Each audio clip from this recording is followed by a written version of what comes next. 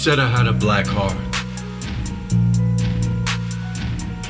Like I had been working undercover for the better part of my natural life. That despite the dermal absence of pigment, my tongue was a knife, cutting racial ties from a distance.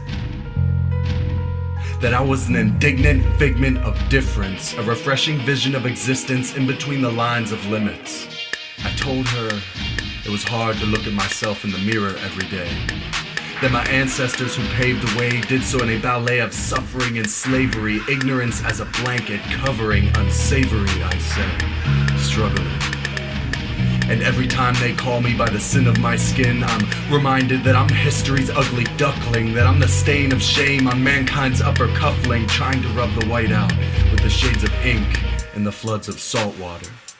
But I am not my forefathers' embodiment, nor their will, condolence, or opulence. I am a soldier for consciousness, recruiting the competent to put an end to these segregated, monopolized monuments that divide and conquer us. Mold us against each other like old lust on new relationships. They thrust it between our brains, because when we are gullible, we become destructible, until one day we fall to ruins and remains just another elitist deductible.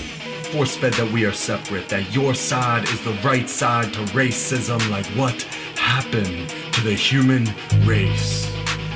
It just makes me want to pull my black heart over my white face, to hide the disgrace of my reflecting complexion. Over encumbered, outstretched and outnumbered, we are sectioned by color and income when we're all red under, all interconnected as sisters and brothers of our great mother, Gaia, the planet we've been planted in. But somewhere we forgot how to love her, somehow we forgot how to love one another, taking life for granted, stone hearts hardened against each other, grown children, growing martyrs. We are fighting bigotry.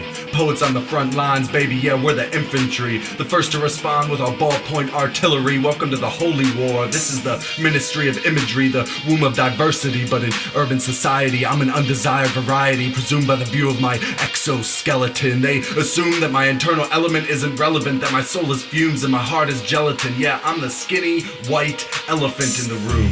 Call me Horton. Trust me, I hear you.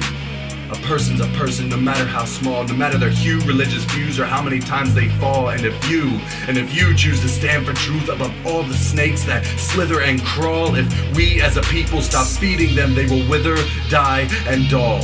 We must become the eagle, rise above the evil, drop the guns, drop the hate, drop the needle. The season's over, but we're the sequel. A beacon of Eden where all people are equal. Yeah, this white boy's words are lethal. Atomic envoy poetically deployed as affirmative action, reactively acting yet peaceful. I'm exacting, precisely operating, no better, no less, but equal. Cooperating, as I am no longer tolerating anything less than building a better, brighter future for all of mankind.